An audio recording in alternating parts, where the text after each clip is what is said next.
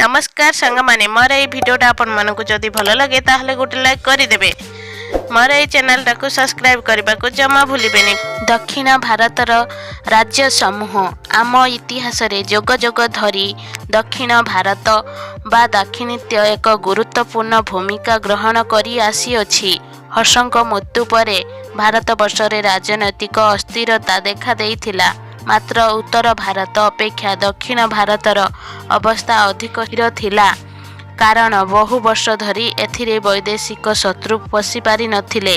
अवश्य दक्षिण भारत एही राजनैतिक स्थिरता आनिबा पई केतोटी तामिल राज्य दायी।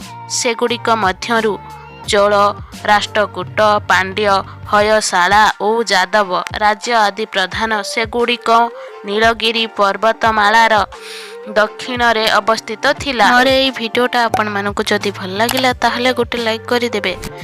मोर ये चैनल टाकु सब्सक्राइब करने को जमा भूलिबेनी। पाखरे थिबा घंटीटा को दबाई देवे। धन्यवाद।